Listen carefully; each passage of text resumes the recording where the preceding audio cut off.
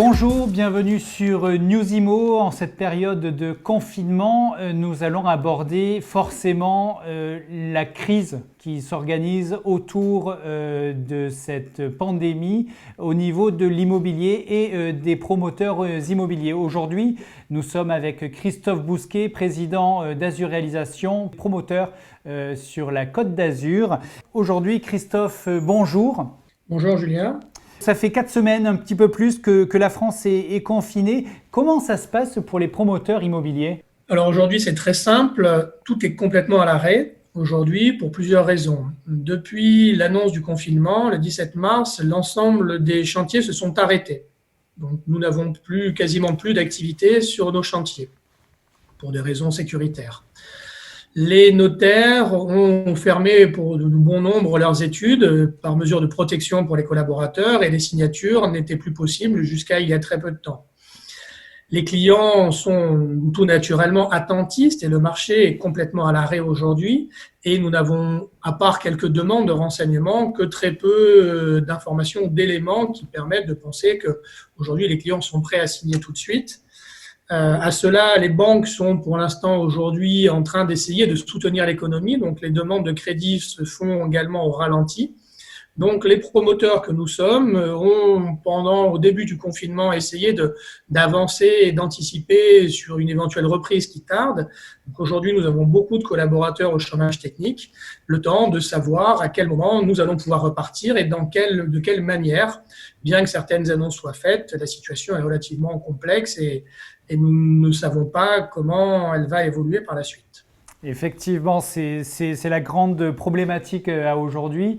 On est vraiment tous dans une forme d'attentisme et on attend tous effectivement après les annonces qui vont vraiment nous toucher. Il va falloir très certainement être patient en plus de rester chez soi.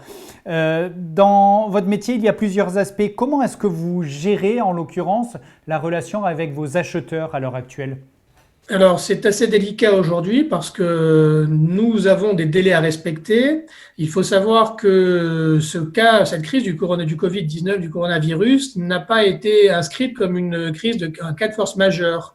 Et donc, au cas par cas, nous allons devoir traiter, discuter, expliquer ce qui s'y passe. Alors, bien évidemment, l'ensemble des concitoyens est bien conscient qu'aujourd'hui, les délais ne pourront pas être respectés en cas de livraison. Ça va faire effectivement, comme vous l'avez dit, 4 semaines qu'aujourd'hui nous sommes coincés. Donc ce sera délicat puisque nous allons perdre effectivement du temps pour pouvoir respecter nos engagements. Le plus important est d'expliquer, d'être présent auprès de nos clients, de leur expliquer la situation et de leur donner de l'information. Même si nous savons que nous allons redémarrer à un moment donné, nous ne savons pas de quelle manière, nous ne savons pas si les entreprises pourront maintenir les mêmes rythmes. Nous risquons d'avoir des défaillances d'entreprises et des faillites, donc avec l'obligation de compenser et de trouver de nouvelles entreprises.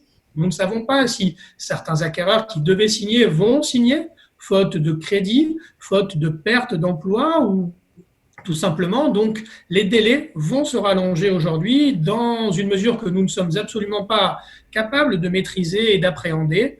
Tout ce que nous savons, c'est que nous devons être présents, nous devons les rassurer ou du moins leur donner de l'information en toute transparence dès que nous en aurons et quand nous saurons plus comment les choses vont se mettre en place pour une sortie et un déconfinement. Alors à aujourd'hui, précisément pour répondre à cette question, à 4 semaines du début du confinement, on n'a pas d'indication précise à donner aux acquéreurs et leur dire c'est bon, on sait que ça repart dans 4 semaines ou 6 semaines ou 10 semaines. On n'a pas vraiment d'éléments si ce n'est de leur dire nous sommes au chevet du patient entre guillemets et nous veillons et nous suivons avec attention vos dossiers. On ne peut pas vraiment leur apporter d'autres éléments que cela. Aujourd'hui, non, il est impossible d'apporter des éléments précis. Le gouvernement, après avoir effectivement dit les chantiers doivent poursuivre devant la fronde justifiée de la Fédération française du bâtiment qui a arrêté tous les chantiers et qui a indiqué que sans mesure de protection, sans masque, sans éléments précis, il ne serait pas possible de redémarrer les chantiers. Un guide de bonne pratique a été mis en place la semaine dernière avec une concertation de différents ministères, mais qui aujourd'hui doit faire l'objet d'un consensus avec les différents coordonnateurs SPS, avec l'ensemble des intervenants, des entreprises, avec l'inspection du travail, avec la médecine du travail. Bref, il y a encore de nombreux obstacles pour que les chantiers puissent reprendre. Et la contrainte est de limiter au maximum la coactivité, c'est-à-dire les liens et les interactions entre les entreprises. Aujourd'hui, nous savons que si nous devons limiter les coactivités, cela va réduire fortement les cadences et les rythmes d'avancement de chantier que nous avons l'habitude de pratiquer. Ça va surenchérir les coûts qu'il va falloir d'une manière ou d'une autre prendre en charge. Et aujourd'hui, nous ne savons pas, après effectivement 4 semaines de confinement, voire peut-être plus, quelles seront les entreprises qui seront en mesure de revenir en normalement pour pouvoir gérer l'ensemble des chantiers. Donc il va y avoir une problématique financière que nous serons dans l'obligation d'absorber, ce qui dégradera malheureusement les résultats de l'ensemble des opérations de promotion. Mais il risque d'y avoir également des problématiques de délai qu'aujourd'hui nous ne pouvons pas appréhender. Il est encore trop tôt pour dire effectivement ce qu'il sera possible de faire. Nous devons attendre à la fois des plans pour le déconfinement, nous devons savoir effectivement quand les mesures de protection, masques, gel et autres pourront être disponibles pour retrouver, nous l'espérons, une situation normale. Alors, ce que nous imaginons, c'est un retour à la normale pour la rentrée, pour le mois de septembre, ou du moins quelque chose de plus cohérent, en espérant qu'il n'y ait pas de nouveaux cas et de nouveaux confinements d'ici là. Tout à fait. C'est vrai que l'attentisme, et encore une fois je le répète, mais est vraiment à l'ordre du jour. Même si on entend parler de déconfinement, de début de déconfinement peut-être dans le courant du mois de mai, c'est pas pour autant que l'économie et le pays retournera et ronronnera comme précédemment dans les mêmes délais, probablement même plus tard. Nous avons parlé des acquéreurs, les propriétaires de terrain ou de biens sur lesquels vous allez construire ou vous construisez. Quelle est leur perception de la situation? Est-ce qu'ils viennent vers vous inquiets en vous disant vous allez nous laisser en plan ou sont-ils confiants? Comment ça se passe avec eux? Alors de la même façon, c'est très délicat puisque aujourd'hui, nous avions, nous, de notre côté, plusieurs terrains à acheter. Nous avons dû décaler les signatures d'achat de terrain pour une raison toute simple, c'est que ne pouvant pas nous déplacer chez le notaire, les actes ne peuvent pas être réalisés. Donc il a fallu effectivement décaler ces acquisitions. La plupart du temps, certains propriétaires sont âgés et donc il est délicat de les mettre, de créer un risque sanitaire pour eux. Donc effectivement, on préfère décaler les signatures. Les banques sont également aujourd'hui fonctionnent au ralenti, donc il est difficile de mettre en place les crédits ou le financement pour l'acquisition de ces terrains. Les propriétaires le comprennent très bien. Ils savent très bien aujourd'hui que la situation est compliquée. Cette attente générale les touche également. Ils sont tout à fait conscients de la situation. Ils la comprennent et ils nous font aujourd'hui confiance. Je pense que l'ensemble des propriétaires ou des acteurs de la chaîne, que ce soit les vendeurs de terrain, que ce soit les réservataires d'appartements, les futurs acquéreurs, comprennent cette situation et tout le monde souhaite que l'on revienne à la normale le plus vite possible pour que tout reprenne à un rythme normal en espérant que ce soit possible. Aujourd'hui, nous ne savons pas du tout comment le marché va évoluer.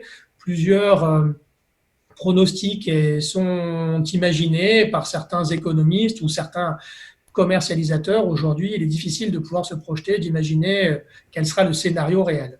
Certainement. Peut-être une petite pointe d'optimisme. J'ai l'impression à vous entendre qu'on est vraiment dans une période où l'on s'écoute. C'est vrai qu'aujourd'hui, la crise fait ressortir en général ce qu'il y a de pire et ce qu'il y a de bon chez les hommes aujourd'hui. Et c'est vrai que ce qu'il y a de bon, on va dans cette direction-là. Aujourd'hui, nous nous rendons compte, si je prends le cas de l'industrie immobilière, qu'il est important de travailler main dans la main avec chacun et pas corporation contre corporation, comme ça a pu être le cas régulièrement. Il faut que l'on soit unis et soudés pour passer des messages, pour relancer cette industrie immobilière. De la même façon, vis-à-vis des acquéreurs, vis-à-vis des propriétaires de terrain, il est important d'échanger, de discuter et d'expliquer les choses. Et cette écoute, ce dialogue, fait nourrir normalement de la confiance. On est bien d'accord. Justement, là, on parle de qualité que l'on acquiert plus ou moins. Est-ce que l'avenir, vous le préparez déjà? Vous le préparez comment d'ailleurs? Alors, c'est une très bonne question. Aujourd'hui, nous le préparons avec des cas de figure qui sont plutôt largement négatifs. Alors, il y a deux écoles aujourd'hui, comme je vous le disais par rapport à l'avenir, deux écoles. La première est que aujourd'hui, plus le confinement va durer, et aujourd'hui il dure, plus le déconfinement sera long, plus l'économie mettra du temps à repartir. Ouais. Elle risque de mettre du temps à repartir et elle risque de laisser sur la route de nombreuses entreprises qui n'auraient pas pu avancer, qui ne pourront pas tenir, qui n'auront pas les moyens de trésorerie nécessaires. Ce qui impliquera forcément un ralentissement de l'économie, un redémarrage lent qui mettra malheureusement certainement sur le carreau certaines personnes qui n'auront plus les moyens effectivement d'acheter du logement ou de pouvoir penser à ce genre de choses, et donc une crise qui sera durable et qui risque d'entraîner une baisse au niveau des prix. Ça, c'est une analyse qui est faite et qui semble aujourd'hui assez plausible. Une deuxième analyse dans l'immobilier consiste à dire que les gens, de toute façon, ont toujours besoin de se loger. Le besoin de logement est là, le besoin de logement reste là. Qu'en 2019, avec les élections municipales, de nombreux projets n'ont pas pu voir le jour. Il y a aujourd'hui 40% de mise en chantier de moins qui a eu lieu en 2019 qu'en 2018. Donc on sait qu'il y a un déficit de logement et que les gens ont toujours besoin de se loger. Et qu'avec cette crise, aujourd'hui, pendant 1 mois et demi, 2 mois, l'activité est complètement au ralenti, mais les besoins sont là. Et comme en plus, aujourd'hui, l'ensemble des délais d'instruction, de permis de construire, etc., sont décalés, peu d'opérations vont sortir. Donc ceux qui ont des opérations, aujourd'hui, ne seront pas nombreux et devront vraisemblablement continuer à répondre à un besoin qui, lui, devrait être non pas équivalent, peut-être un peu plus faible, mais qui restera fort. Et donc, les prix de l'immobilier, en tout cas dans le neuf, ne devraient pas forcément baisser, ou du moins avoir une baisse peut-être opportuniste au démarrage et repartir sur un rythme normal.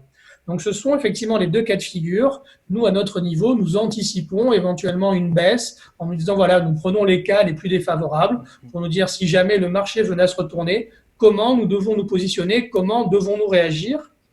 Et nous essayons également d'anticiper toute cette mise en place du numérique. On se rend compte qu'avec le confinement qui va durer ou qui de toute façon engendrera des changements de fonctionnement, cette notion du numérique et de travail à distance est de plus en plus prégnante et nous essayons de la déployer à tous les niveaux de notre chaîne de l'immobilier. Justement, vous abordez déjà ma dernière question. Est-ce que vos modes de travail vont évoluer finalement avec les enseignements de cette crise ? Il est nécessaire qu'ils évoluent. Aujourd'hui, quand vous voyez que dans le cadre du notariat, il est impossible de signer des actes à distance parce qu'il n'y a pas d'outils suffisamment performants ou suffisamment validés juridiquement pour que l'on puisse procéder à ce type de démarche. Seuls 40% des notaires aujourd'hui sont équipés d'équipements de visioconférence qui permettraient une validation de signature à distance, ce qui est très faible en la matière. Et donc aujourd'hui, on se rend compte qu'avec le confinement, tout est à l'arrêt. Les acquéreurs ne peuvent pas signer, les banques n'interviennent pas. La dématérialisation doit réellement faire évoluer les choses. Il était prévu dans le cadre de la loi Elan que les permis puissent être dématérialisés à partir de 2022. Il est plus que nécessaire aujourd'hui que les permis puissent être dématérialisés tout de suite. Nous envoyons régulièrement des tonnes d'exemplaires dans les municipalités, dans les préfectures, qui la plupart du temps ne les regardent pas. Aujourd'hui, il serait beaucoup plus simple que d'envoyer des dossiers dématérialisés pour que tout le monde les analyse, que l'on gagne du temps à tous les niveaux.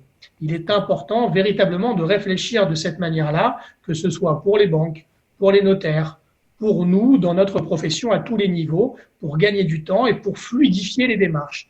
Et je pense que c'est quelque chose qui est très important et qui, aujourd'hui, va évoluer fortement dans notre métier. C'est l'avantage effectivement de toute crise, il faut tirer des enseignements, je pense que c'est là-dessus que nous pouvons nous accorder et je pense que c'est ça qu'il faudra vraiment tirer comme évolution, comme rythme d'évolution dans l'avenir, c'est vraiment se servir de ce que l'on expérimente aujourd'hui, tant en difficulté qu'en opportunité pour pouvoir avancer plus raisonnablement, plus sereinement dans l'avenir.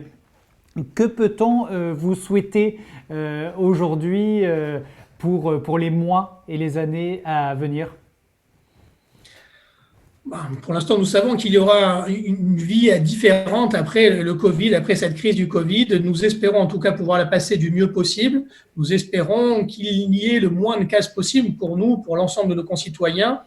Et nous savons que le gouvernement met des moyens très importants et nous espérons que cette crise pourra effectivement se résorber le plus vite possible, de manière à ce que chacun d'entre nous puisse retrouver un rythme normal, un équilibre normal, mais comme vous le disiez, en tenant compte de toutes ces contraintes qui font qu'aujourd'hui, il est nécessaire peut-être de ralentir un petit peu, il est nécessaire de voir les choses différemment, d'une autre manière, d'apporter du positivisme dans ces démarches et de travailler pour moins polluer, moins marquer la planète. Cette dématérialisation, par exemple, en fait partie. Et à nous de savoir effectivement mettre en place tous ces éléments dans un avenir proche. Ce sera le mot de la fin. Merci Christophe Bousquet pour avoir passé du temps avec nous. Je rappelle que vous êtes président d'Azur Réalisation, promoteur sur la Côte d'Azur, mais aussi du club de l'immobilier Côte d'Azur, et on en reparlera très prochainement dans une autre vidéo.